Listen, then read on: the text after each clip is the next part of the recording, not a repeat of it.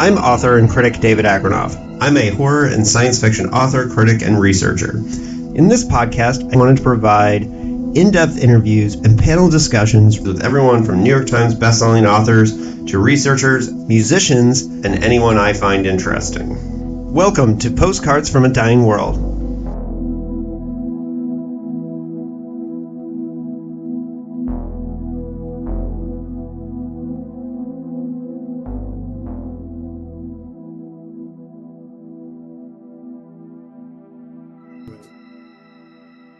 Hello and welcome to another Postcards from a Dying World. This is the third interview I've filmed today. But this is the first one where it's dark outside. So dark inside. Yes. Returning to Postcards from a Dying World. Last here on episode 101. So about 60 odd some episodes ago. And we do have to talk about that because we were here last time to celebrate the Genius of Galaxies by Barry Malzberg, who we just lost in the last week. And I didn't talk with you about this before we started recording. So how are you processing the death of one of our favorites? I mean, we knew it was going to come sometime soon. But Well, I feel, extremely lucky to have got to read some of the work while he was still around and to have, limited amount of contact with him, not as much as you did, but, read some of my work and was kind to me about it. But yeah, Malzberg was a genius. He's a true titan. My friend Steve, who runs the Outlaw Bookseller podcast, video podcast, if you like, which has a heavy science fiction focus. He called it the twilight of the idols because we're just losing, we're losing those last really, really great, close to losing those last really, really great science fiction and genre figures. And Malzberg was definitely one of them.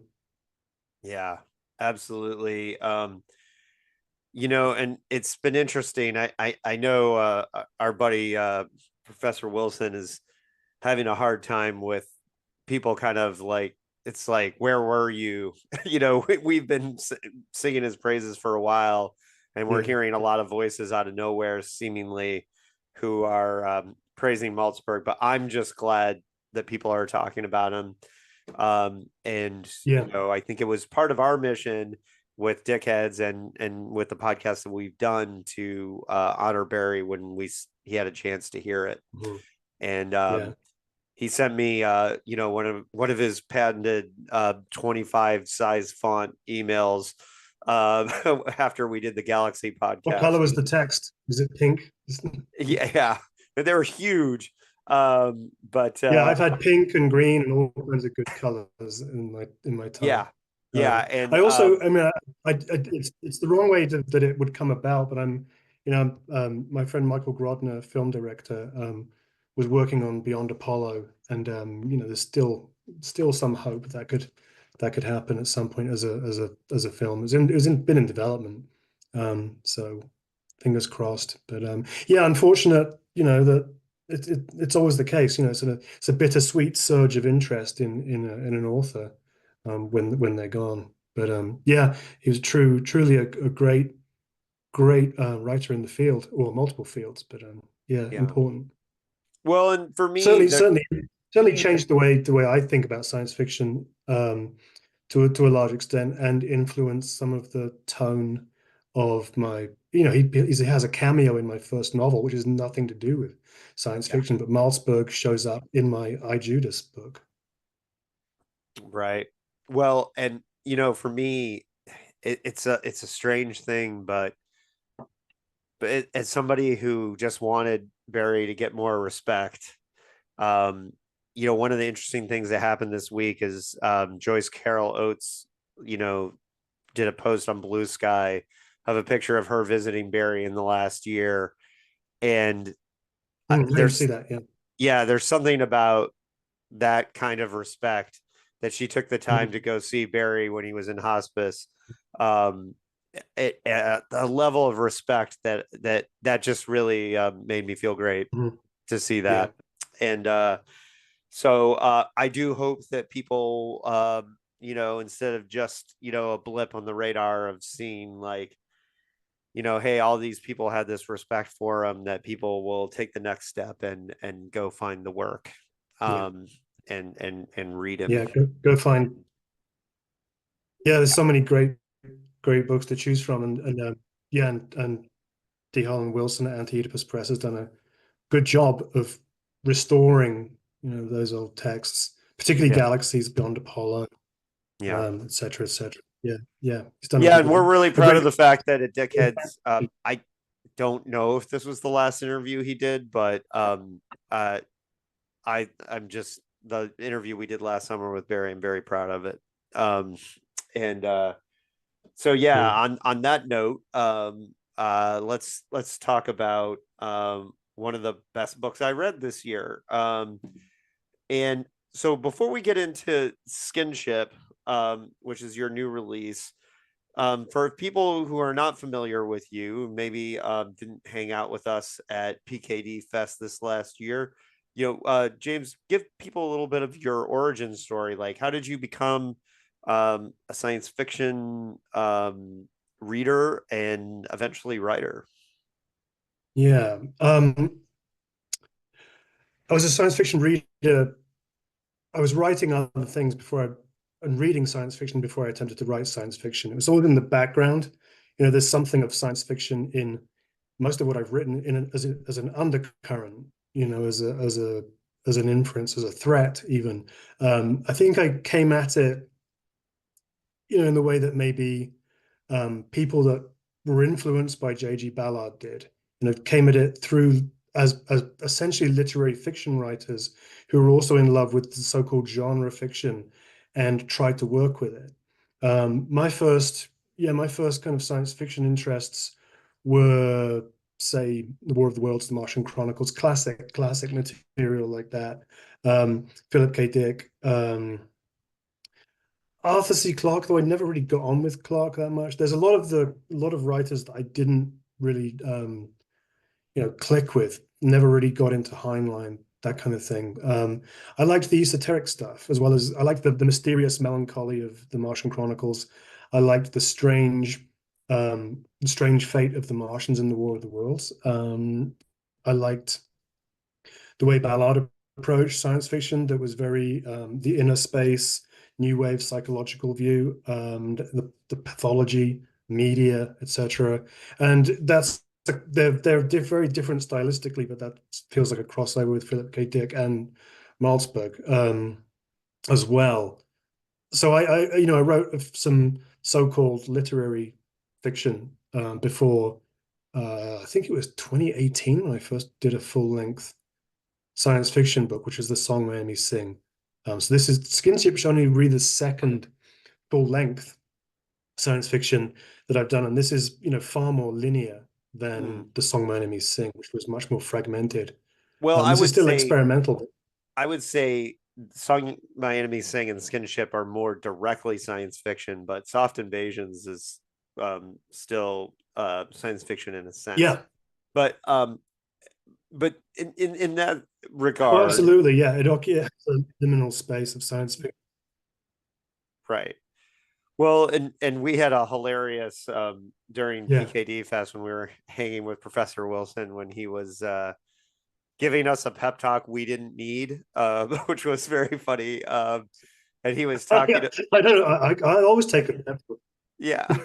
Well, it was just funny because like one of the, and this is will give people a little framework for how I see your work is David was kind of like talking about like, well, David, you're like the pulp guy, and James is like the literary guy, and it was He really funny follows. because yeah, and I think of your work as being very sophisticated genre fiction where I like reading that stuff. I don't personally create that stuff. I don't have the chops for that. But what I think um is so great about your work is that I feel like you're a very keen reader of literature, and I think that comes off on the page, is what I'm saying. And Thank you. that's Yeah, you broke up a bit when you were explaining, so I'll just take your word for. I'll just say okay to everything you said because I couldn't hear all of it. yeah, We I'm had a sorry high about tech that. It issue. usually plays fine on the Yeah, I mean, recordings, but no, I was. That's good. Yeah, I'll hear what you said one day. Yeah. Um, well, I was thinking about that today because I have no idea what kind of things you wanted to ask or talk about in relation to Skinship, and I was thinking about, we don't have to get into it right now, but I was thinking about the relationship between Applewhite and Monami in the novel, and it's quite a traditional relationship. It's very much Frankenstein and creature. It's not it's rooted in a quite traditional existential relationship, I think. well, yeah, A romantic. and I think all of your work has like um is kind of rooted in the tradition, because one of the things about Song My Enemies Sing is that it's very much a kind of a love letter to science fictional Mars. It takes place on science fictional Mars more Yeah, so than it takes place on actual Mars, if yeah, that yeah. makes No, sense. no, it's true. It's true. It's a psychic space as much as anything else. It's a literary space. Yeah, it's a love letter to the field, and it's partly a love letter to Philip K. Dick and to Ray Bradbury, certainly to those two figures, who loom really large in the imagery and also the characterization. The schizophrenic who works at the record store, that kind of thing. So yeah, there's a lot of homage in the song My Enemies Sing. Yeah, and so for if people don't know, that's your novel that came out in 2019, 2018. Might have been the end Um, of 18. I'm not. yeah, Yeah, I think so. and that is a science fiction novel that was one of my top reads of that year, and it was the first of your work that I read. So I've now read. I haven't read I Judas, but I've read Soft Invasions, Saw My Enemies Sing, Moth for Stars, and now Skinship. So I think I can talk a little bit about your oeuvre, having read these. And those And sit together quite well, actually. Those ones you just mentioned. yeah, and so what I would say to people is that if you're looking for more literary type science fiction, um, yeah, this is the space that we're talking in now. Mouth for Stars is not in any way science fiction, but it is a kind of surrealist, like dark story. It is in the fantastique, I would say. And I read that and Skinship both this year. So they're ones that I kind of read back to back. So I have somewhat of a familiarity with those, or closer to, you know, my experience. However, the song My Enemies Sing and Skinship would probably be the two that are closest to my heart, because I really like when you comment on the field and genre in general. And there's like a kind of meta text of commentary on the genre, which is obviously a Malzberg influence, I would imagine. Yeah. Um, Yeah, and for somewhat. Yeah, yeah. yeah, yeah, and Malzberg liked to use science fiction to comment on itself like all the time. And so let's talk a little bit before we get into Skinship about that kind of psychic space that Song My Enemies Sing like lives in. And that's um it's such an interesting thing of like of kind of saying like, I'm going to set this in the Mars of science fiction instead of the Mars of reality. And you know did you envision it as being, like Burroughs Mars or Bradbury's Mars, or like kind of an out a chimera of all of them? Yeah, probably the Chimera, I think.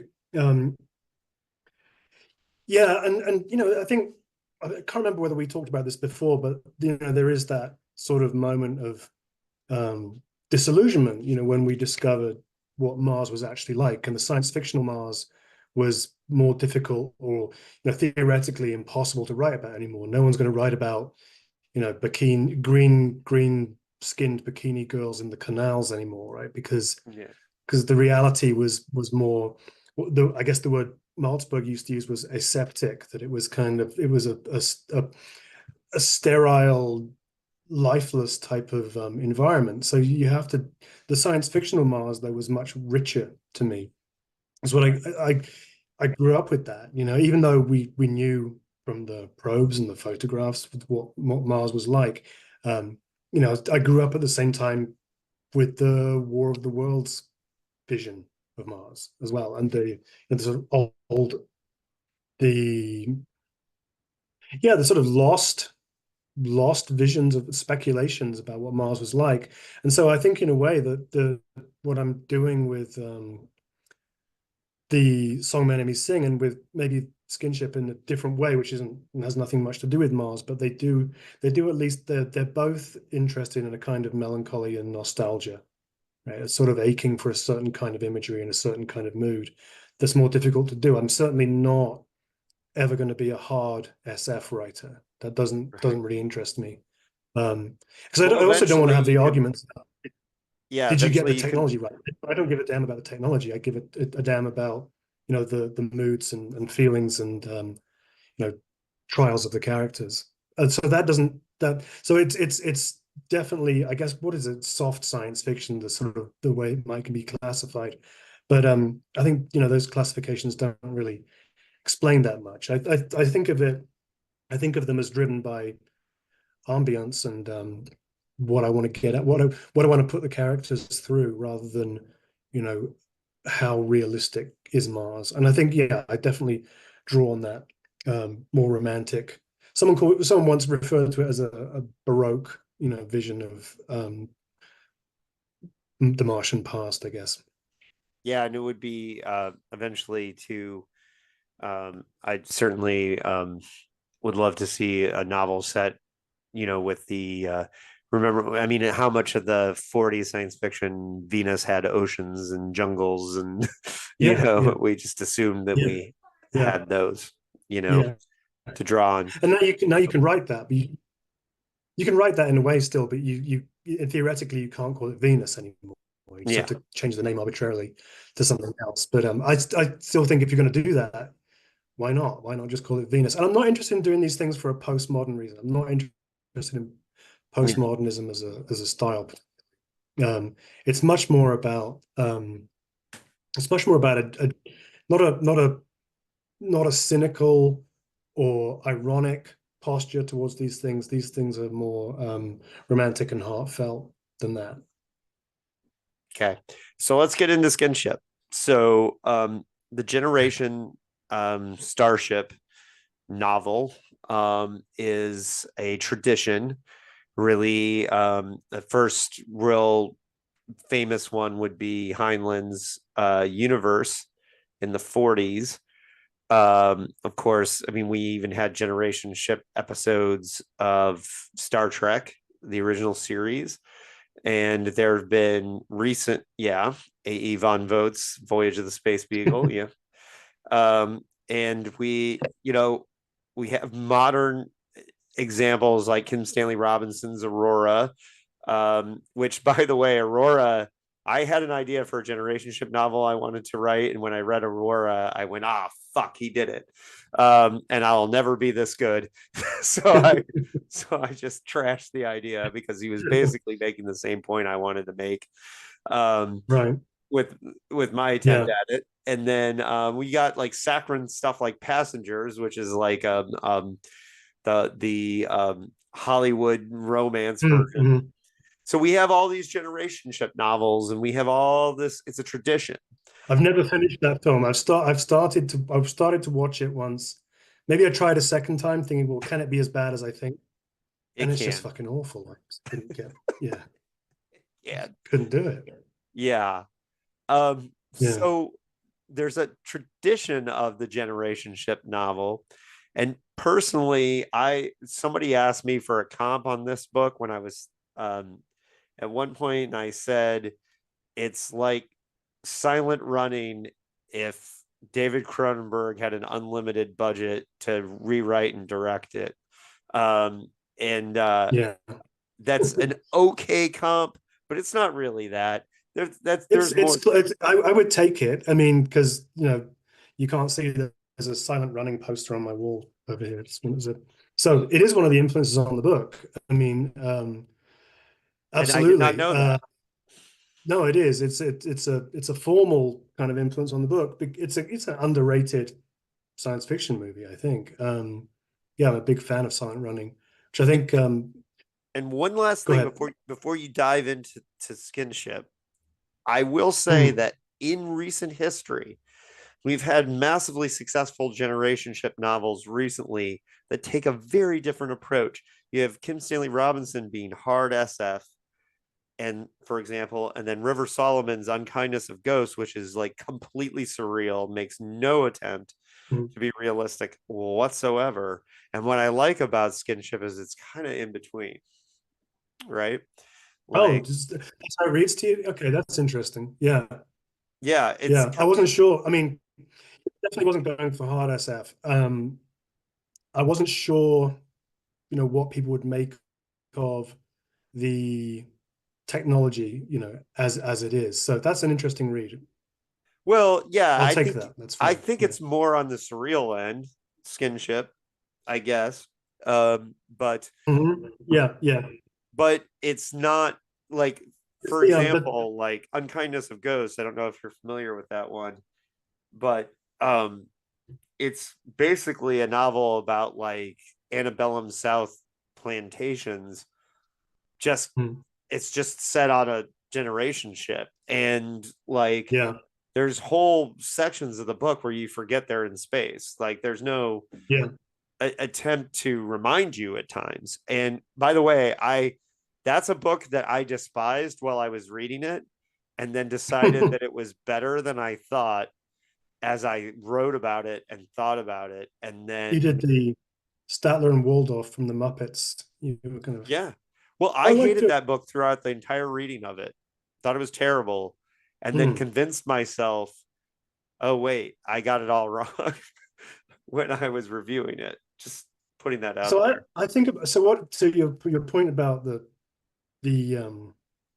those comparisons between the really hard SF and the surreal SF. Um, so I kind of would agree with. I'm not sure whether what I wrote is surreal. That might be for others to decide. But what I do think is that, yeah, when I used to lecture about science fiction for a little while um, at an undergrad level, a course that I ran for a couple of years, I used to talk about the different types of physics that science fiction tends to use, and there's like physics, metaphysics, and it also the one that appeals to me is pataphysics that comes from the proto Dadaist figures, that the science of imaginary solutions, right? So yes, so it is that kind of it's neither the hard physics, it's neither the metaphysics, metaphysical solutions, but it is a solution that is somewhat somewhat in that chaotic Dadaist surrealist tradition that doesn't require explanation. You just do it. Mm. No one's going to write a book.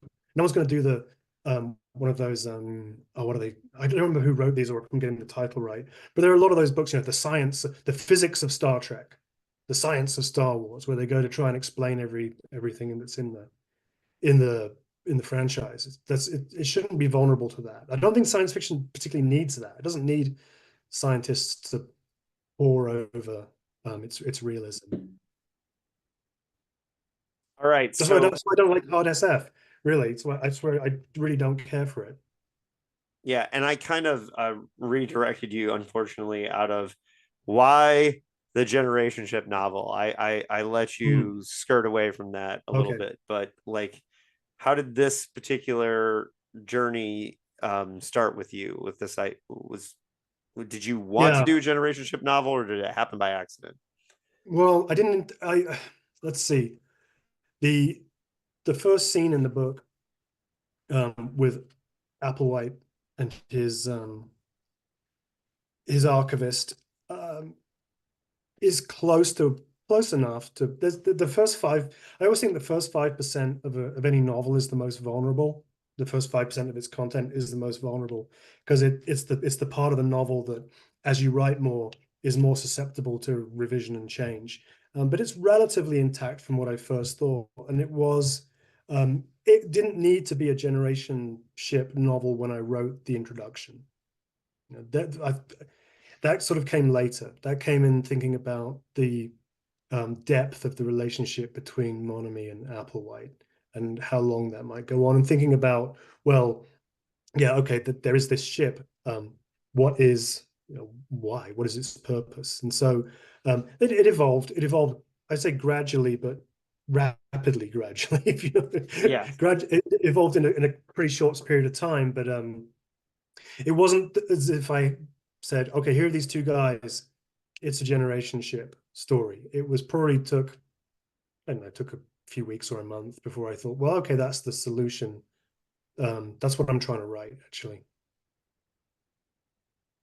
All And right. again, I didn't immerse myself particularly in the tradition, um, because it's not like the kind of science fiction writers that I gravitate towards tend to write that kind of material. So that was another kind of interesting challenge about it. It's not like there are, you know, many Dickian or Malzbergian or Ballardian, generation ship novels in their canon. So, That's true. They but yeah, how do you do a novel like that if you're influenced by, yeah, if your influences might be, yeah, Cronenberg and Silent Running, right, right. so that's so it needed to be, as the paradox of these things is they tend to be vast, but they, to me, they would only work if they're vast and intimate at the same time.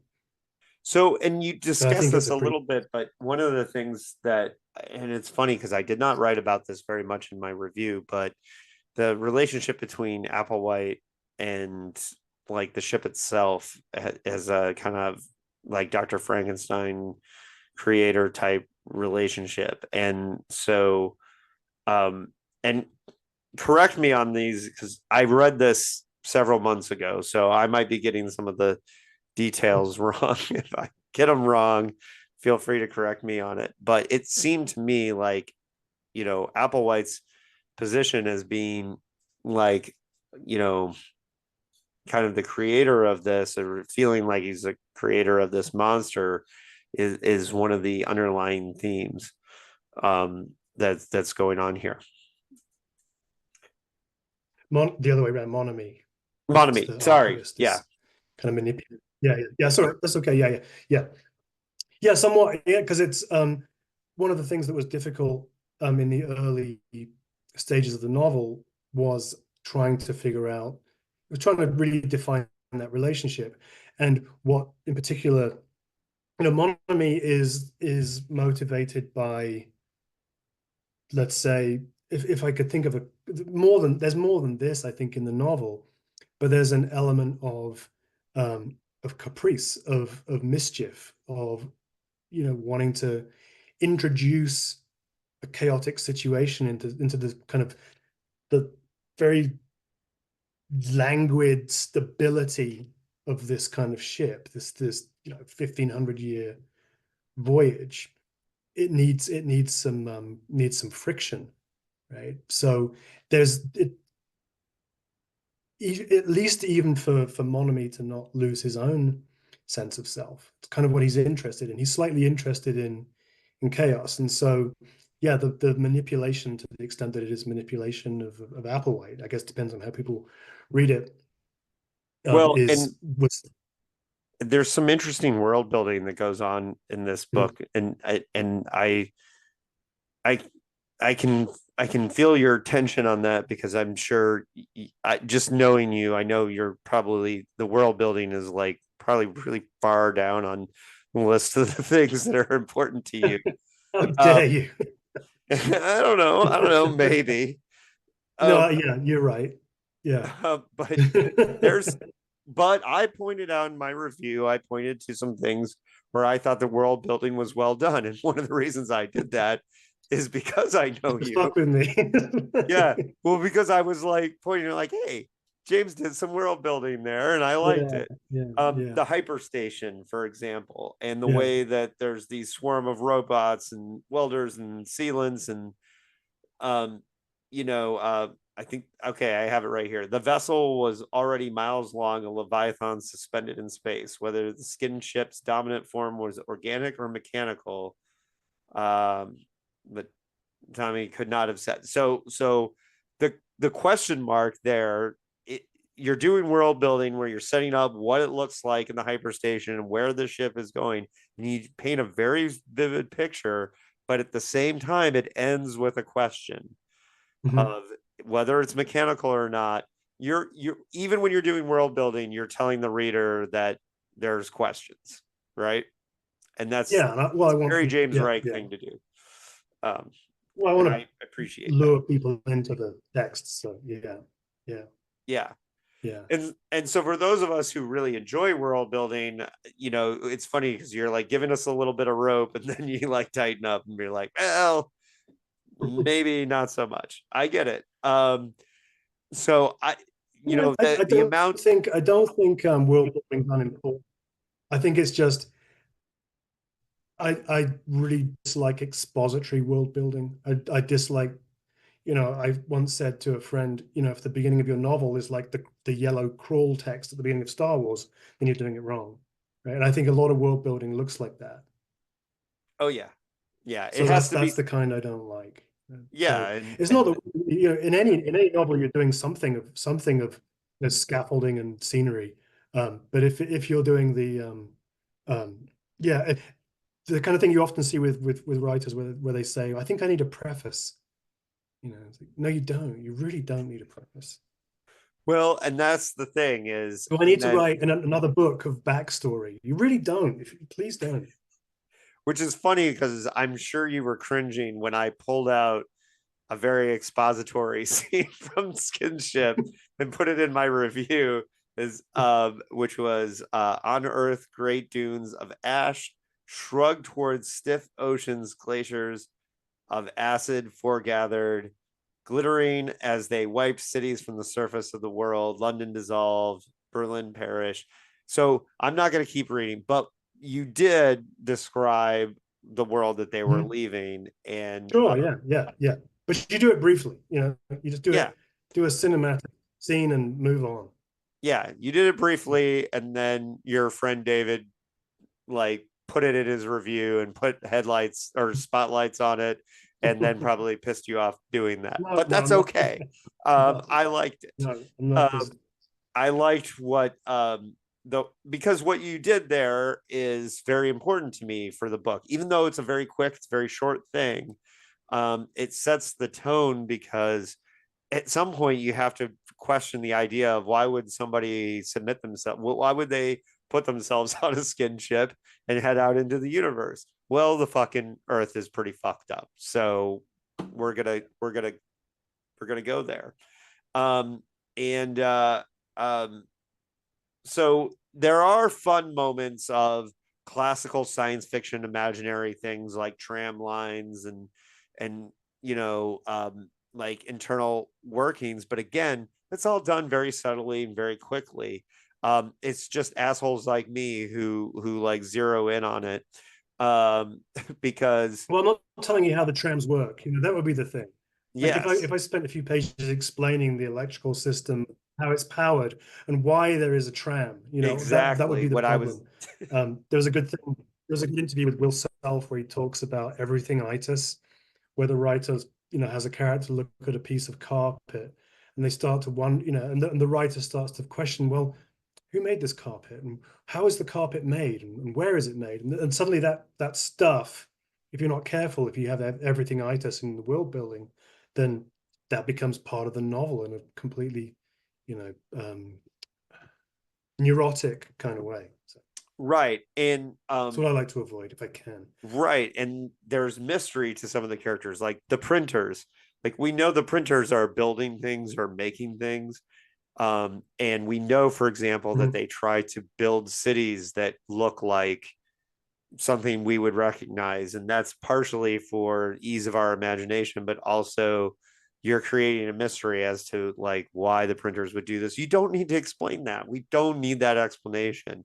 But the printers are character, like almost a throwaway line that Right. I like having those things to just stoke my imagination just a little tiny bit, and then I move on reading, right? And Yeah, that's why the pataphysical idea appeals to me, because it's neither physics nor metaphysics. It's an imaginary science, an imaginary solution. It's science of exceptions. You don't need to um, get caught up in it. You just know that you're right. Your analysis is dead right. There are printers and they are making things, but I'm not going to talk about how they do it. So, right. Well, in my review, I said that Applewhite, the first navigator, is a classic PKD character born without a traditional relationship to reality.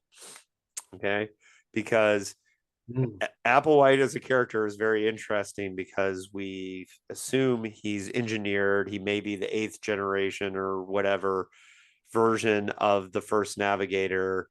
So he's kind of a manufactured being.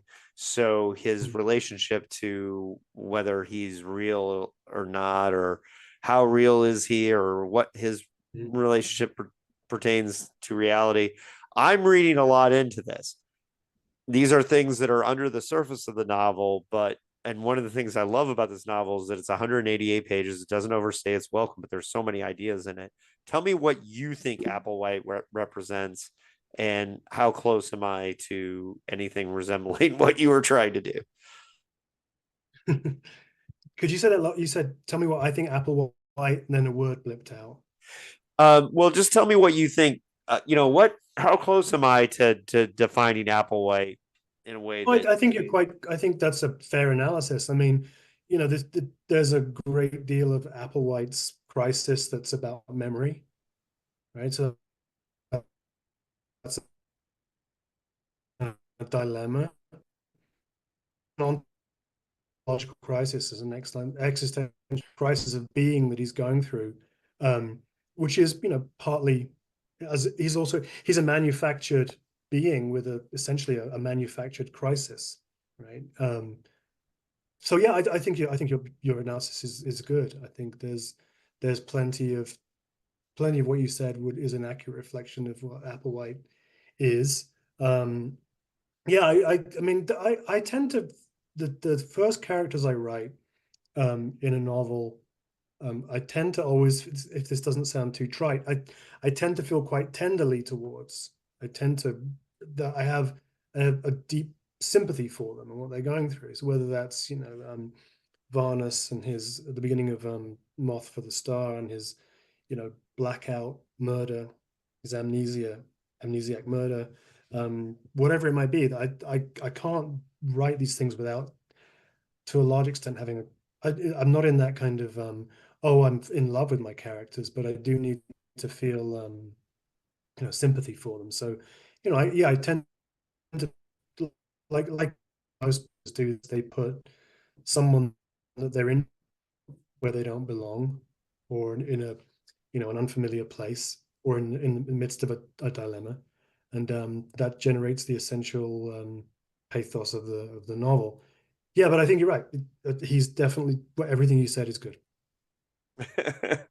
Well, and Applewhite's the character that, like, for example, if somebody was like, "Hey, adapt James's novel into a film," like Applewhite's the character that I would focus on. I think he's got a really interesting core Mm, arc that he goes on.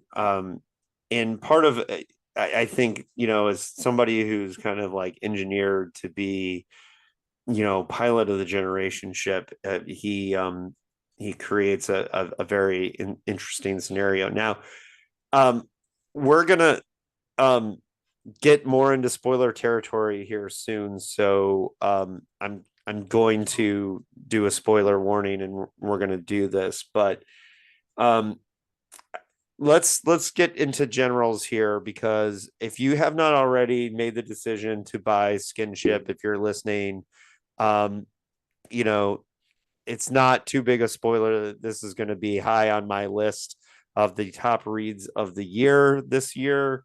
I'm not going to say what position yet. James already knows. But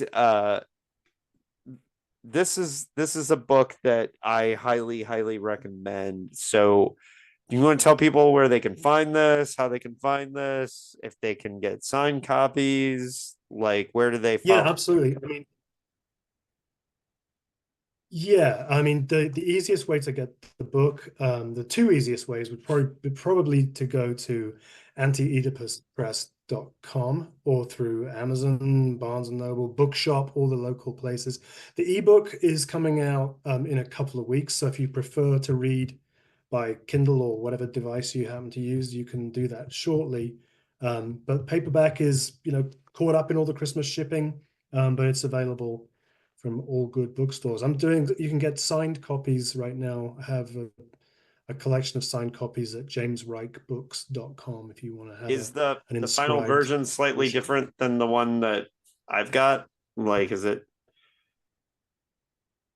It looks exactly the same. I Okay, think they're the same. okay. I didn't. There might be some. I think some of there's a graphic for the chapters that might be a little darker in the finished version, but that's all I know of. Okay. I think it's pretty faithful to the copy you have. um, Yeah. Yeah, and get it wherever you can. Yeah, please do. I hope you enjoy it. and this is one of two books that are very high on my list for the year that I got personal previews during PKD Fest, and uh, this was the book I was most looking forward to this year, from just being able to talk to you about this book as you were working on edits around the time of PKD Fest. That's really kind. Yeah. Yeah, it's one that Song My Enemy Sing is one of my favorite novels I read in the last couple of years, and I think this one is right up there as we're gonna do a little tiny bit more spoilers here, so you've had your spoiler warning, so this is a good time to pause this podcast, go to bookshop.org or Anti-Oedipus Press and buy your copy of Skinship, get it working your way there, and then come back and listen to the rest of our conversation. I'm not sure you can spoil this book, because I think a lot of it is the execution. um, and yeah, I mean, two of the three interviews that I've done today are for this highly literate science fiction. Also, I did talked with Kyle Winkler about Boris Says the Words, which was um, a super incredible book. And so, like, it's been interesting talking to you guys back to back today. So we're now in spoilers. So towards the end of the Okay. ship, Great. or the end of the novel, that there's becomes a choice where there becomes different camps. One that wants to go to a planet called Snapdragon, and some that want to continue on to Wormwood. It's funny, being that we in San Diego are the home of Qualcomm, and they created a user system called Snapdragon. So they named It did? the stadium in town as Snapdragon Stadium I had here. no idea. I had no idea. Yeah. Yeah. So it's funny because when I saw that, I kind of had a little chuckle, because Well, they read the book, so they took it. they must have. But so tell me about this situation towards the end of the book where they're kind of arguing over where to go. Um, a lot of Kim Stanley Robinson's Aurora, and so this is a spoiler for Aurora too. But one of the reasons why I couldn't write the generationship novel that I wanted to write was because the whole point of Aurora was exactly the point I wanted to make, which is they basically decide that there's nowhere to go except for back to Earth. That Earth was like the only the close, we just hope that it's rebuilt itself enough while we've been gone that we could go back. And so one of the things that's really interesting about the way Skinship kind of resolves itself is that, you have these two camps that are looking for these two worlds. Can you tell me about this part of the book? I'm I sorry. lost you. Okay. Yeah, I lost you. You said one of the things that's interesting about the way it resolves is, and then Oh, sorry about that. Yeah. So, crickets. yeah, sorry about that. So That's I okay. just this debate between the two worlds and what this means towards the back half, the final act of the book. Sure. Yeah. Yeah. Well, yeah. It's the well, one of the worlds, as the book will. Well, I don't want to ruin too much, but one of the ways that the argument plays out is that one of the worlds is absolutely suitable to the printers. One of the worlds is the kind of the aspirational world that the printers would want, right? And the other is more suitable to humanity. So the conflict is between an artificial form of life and organic life. It's where it's kind of, if the Skinship itself is that not quite defined hybrid chimera, if you like, between organic and mechanical, technology and flesh, then that that's dramatized in the Snapdragon and Wormwood worlds. And what I think is brilliant about it, and one of the things that I think makes this amazing, and I could not talk about this in my review because I couldn't go full on talking about it, is that it's the whole debate that we're going down with, like just with writing and like, is AI writing actually writing? And then there's people who, we're talking, there's the debate between what's artificial and what's actually creative. And this technological path that we're heading down versus and what I love about it is that it turns in the final act of this book that you know humanity is surviving on this uh hybrid existence, right? So the ship is it just clarifies the debate, in my opinion. It just, that's what it's a very smart point to be made in a generational ship novel. I'm talking too much. Well, if we're talking about, one of the things I would, if people have, oh, do I even say it? Do I even spoil my Well, thinking? we're in I don't know. spoilers now. We have to It's assume so they've read. uncomfortable for me to do this, but what I imagine is that the reader of this book will early on, when they finished the book, they'll recognize that what I'm trying to do at the end is also to offer um, a tribute, if you like, to a scene from Life Force, the movie.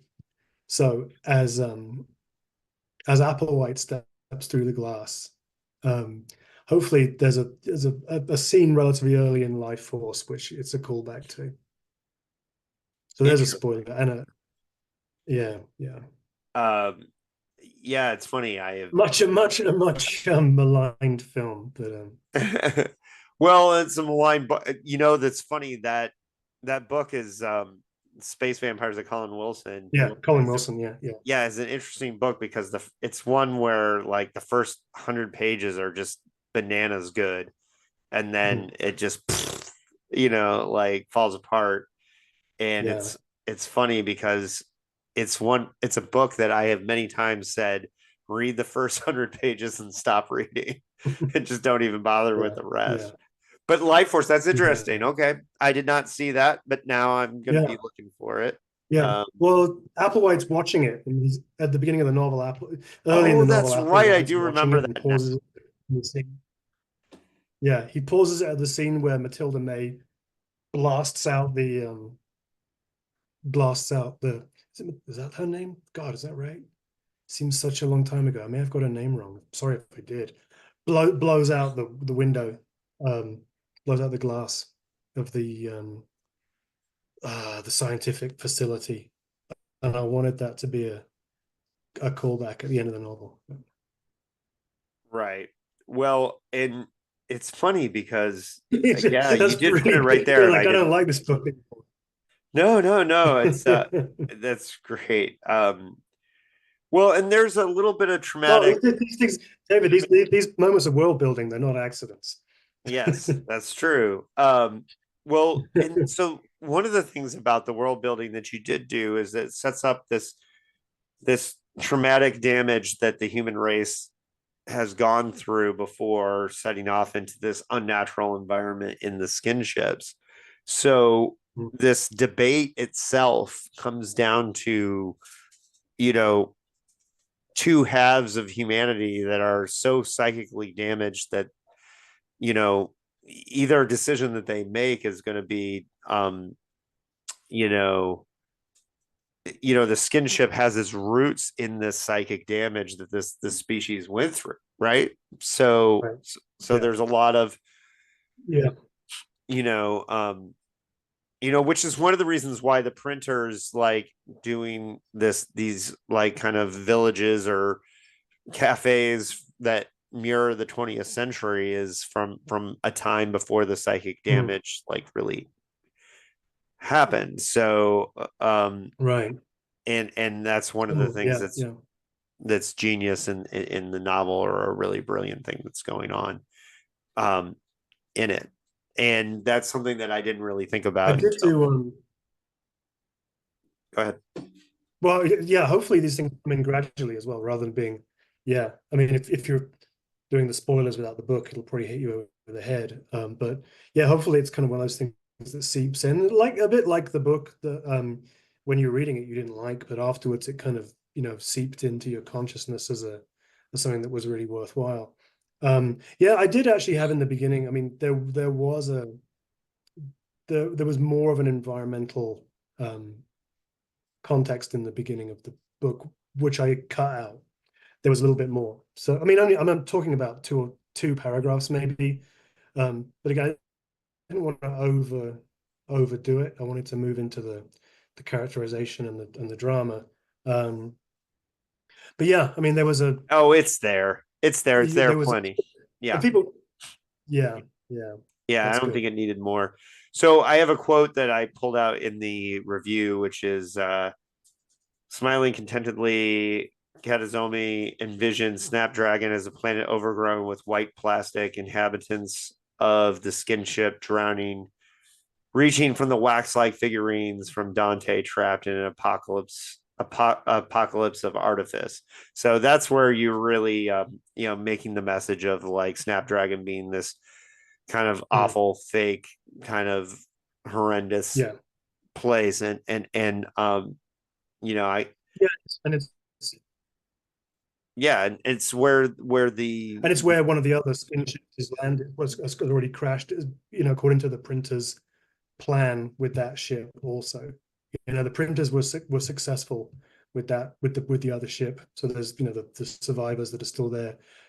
Um, I did at one point think about. I mean, I still do in a certain way think about um, this as a skin ship as a standalone, but with a potential for more. Right. So there's certainly more story to tell in terms of there's a certain an open-ended aspect in terms of what happens with the survivors um, on Snapdragon and the printers that are there, and what happens to what happens to Applewhite, etc. on Wormwood. There's still plenty of potential material to write, but I think it ends as well. So I can leave that open. It depends if someone wants to generously buy the film rights or something exciting like that. So yeah, yeah. that would be a Well, that would be a nice. Write a there's a cinematic book. So there's a fine tradition in science fiction of also doing like the stories about post-human, um, or kind of post-civilized, um, it's not necessarily post-apocalyptic, but I'm thinking of like Samax City, or you know, most recently at Cargill did Sea of Rust, which is a book that has zero human beings in it, and which is Mm. entirely robots. And I haven't read that, but yeah, it's a mm. neat magic trick. Um,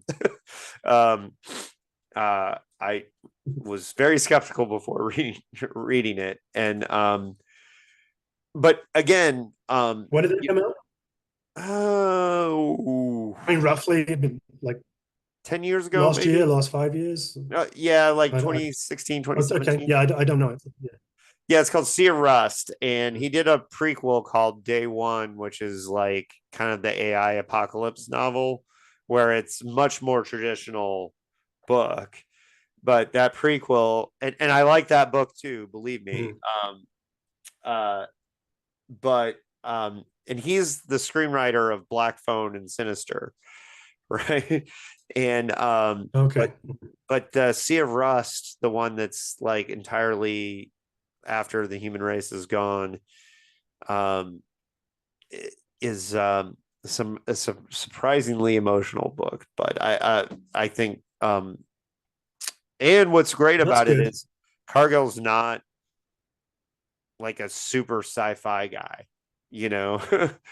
He's more of a horror movie nerd guy, and I think he did great on that. But anyways, I thought a little bit about that when I was reading of all the Snapdragon stuff, that there's kind of like this kind of post-human suggestion um Yeah, in there, yeah, yeah, and just really great stuff. absolutely. But so a lot of these things, this is one of the reasons why Skinship is so high on my list of books this year, is that there are so many levels and so many things that you can think about with this novel. And what I'm most impressed by, James, is that you did this in 188 pages, because most writers need bloviated, um, thick door stops to get this kind of idea in it. Were you always aiming for a shorter work?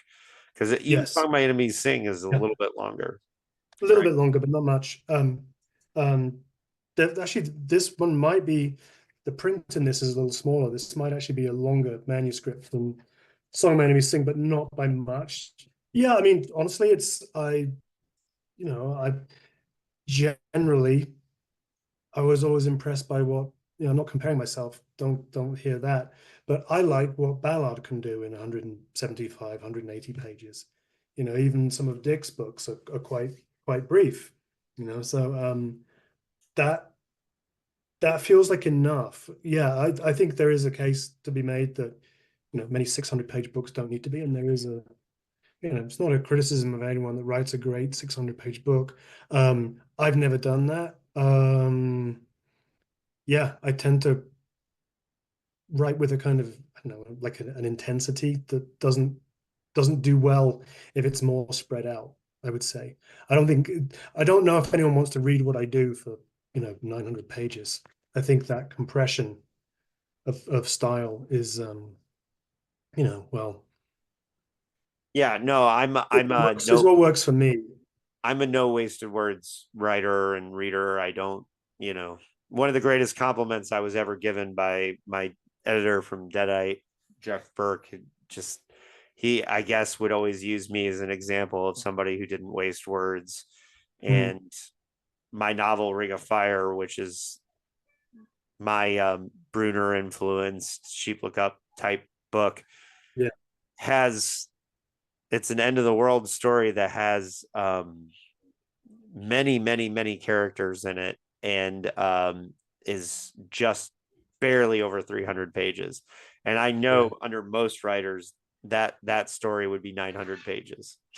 you Well, know? I'm also, yeah, I mean, I would also include things like, because you mentioned Burroughs earlier, The Ticket That Exploded and Soft Machine, Nova Express. They're small, they're relatively slight books as well that do a lot, Yeah, we grew up contain, reading the contain a lot of classics, and ideas. they never wrote very long. So yeah, I mean, that I can't quite see what it is, but there's a stack of books behind you.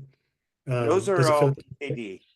Yeah, I was going to say there's definitely a PKD on the top. I can't quite focus, but look, they're none of those are long form novels, No, his longest books are his short story collections, at least from right? what I'm. Yeah. Well, and look, Yeah, this one. is a thicker book because it's three early novels. Yeah, yeah, Right. yeah, yeah, yeah, yeah. And Well, that was the that was the economics of publishing at the time as well. But I think there's a lot to be said for that. There's a lot to be said for those more compact novels. I mean, you can't say that Do Androids Dream of Electric Sheep doesn't have a lot of ideas in it. You can't say that even well, it's not strictly the same kind of genre, but I can't remember how long Transmigration of Timothy Archer is, which is a really, really great novel. But it's again, it's not a long book, but let me see if it's it, high it, on it my contains pile. so much of Dick's philosophy. No, it's down towards the bottom of his pile, so I'm not getting it out to see how long it is. It's not long at all. No, he did. Yeah, don't. He was. I think It's not long. No, no. his a lot. One of the. I think one of the longest novels he wrote was The Man Whose Teeth Were All Exactly Alike, and one of the reasons why it's so long is because he was never given. He never did a final edit on it. So, and I think he probably would have been Right. shorter. Mm-hmm.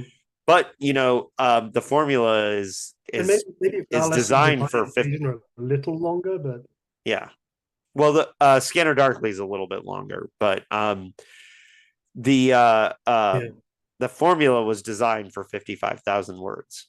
So, um, and yeah. I think that's one of the things I was most proud of when I wrote with formula is that the final word count was 56,000 words, and I didn't intend for that. I just wrote, but you know, it Yeah. is what it is what it is. And I think one of the things that makes Skinship really work is that it's compact, it flows, it doesn't overstay its welcome, and it's just jam packed full of ideas. Thank you. Um and and to It's great. me, That's kind. yeah, well, oh no, dude, you freaking earned it with this book. This book is it's funny because I was so excited about this book. And you know how it is. Like, there's always that when you open a friend's book and you're like, oh, please don't suck. Right. And especially with this one, because I was so excited by everything you said about it when we talked about it at Dick Fest. Um, and what's amazing is that I had very high expectations for this book, and it not only met but exceeded all my expectations. I think this is a masterwork. I think um, it is not hyperbole for me to say that this is a masterpiece of the generation ship novel, which is even funnier because you said you haven't read a ton of Oh, them. And but that could be why, but it's incredibly different from, and I will maybe. say that Aurora is, in my opinion, one of the best science fiction novels of the 21st century, and also a generation ship novel. And what's amazing is how incredibly different Skinship is from Aurora. Um, and they make an interesting comparison is how the 21st century deals with these. I think these generation ship novels being written in the shadow of a Earth that is so obviously dying makes it very different from when Heinlein was writing Universe, right? Yeah, it's interesting to think about. Yeah, contemporary catastrophes that kind of push us back towards what you could argue is an outdated form.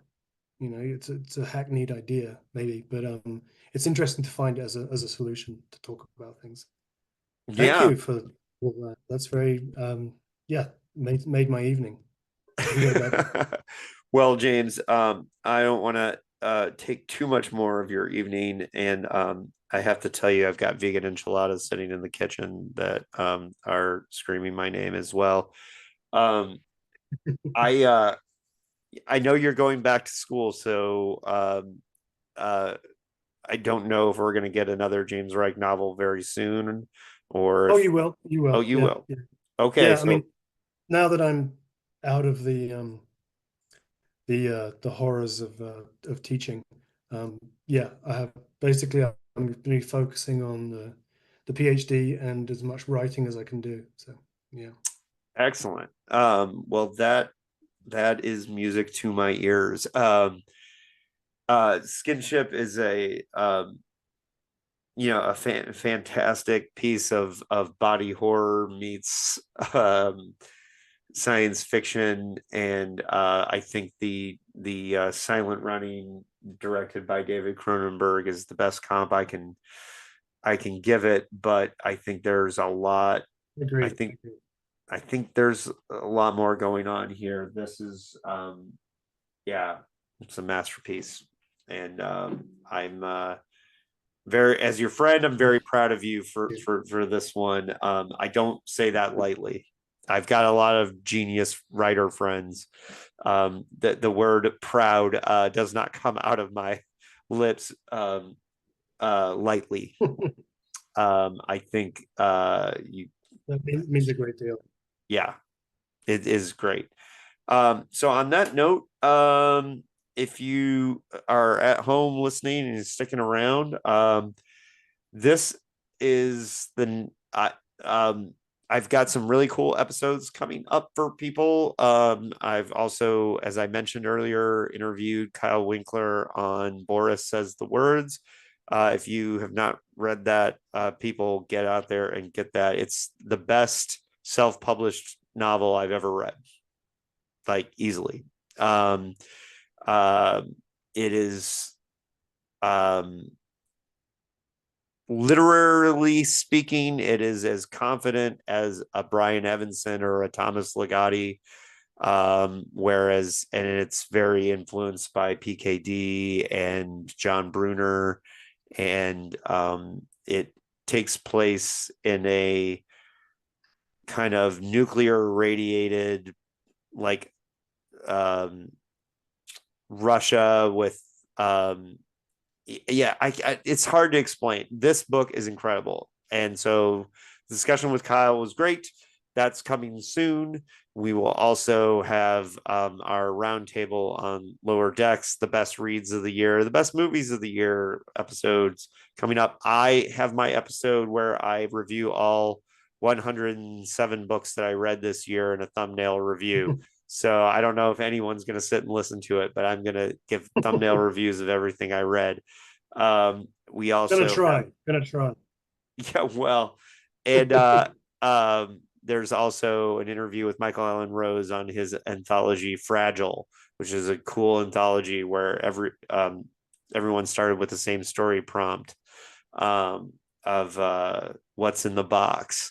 A mover sees a box moving and decides whether or is he or she going to open it or not, and what's in the box. It's a really cool anthology, and Michael's a really cool editor, writer, and so I had a really great discussion with him. And next up in the Sci-Fi Hall of Fame is Murray Leinster's First Contact, and then we'll be doing Judith Merrill after that. And so fun stuff coming on Postcards from a Dying World. And for those of you who want a preview of what's coming up on Dickheads, very soon we'll have Linda Castellini, who was a part of the crew that picked up Phil from the airport in Orange County when he moved there. And so it's a cool interview. And then Professor Wilson and I are joined by Lisa Morton for Radio Free Albemuth.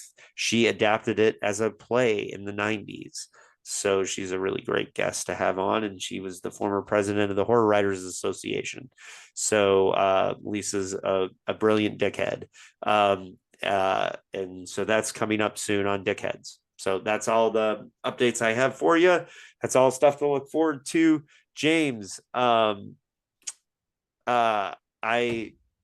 will have you back soon, I'm sure.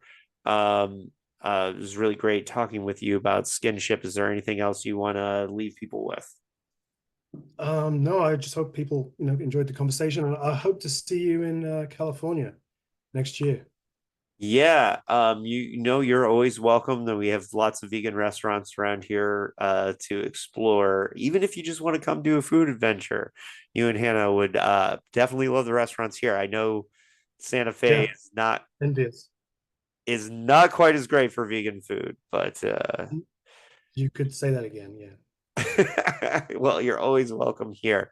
And yeah, so on that note, Well, I'm I'm glad you always enjoyed the book so much. It really it's always a shock when people enjoy the book, so that's good. oh no, dude, you should not be shocked. Do not be shocked when people get this one. I think it will start to leak out here soon. I think this is if I have any say in it, it's gonna be your breakout book. So if I have any say in it, I'm gonna be working on that. So If I'll try and have my say as well. Yeah, well, I appreciate that. Thanks. and since it's a paperback original, my dude, I'm personally going to be promoting this for the PKD award because I think it should get a nomination. But um, and I've got some other thoughts. But hey, people, read Skinship, Yeah. and Let's talk again soon. Thank you. yes, and thank you for joining us.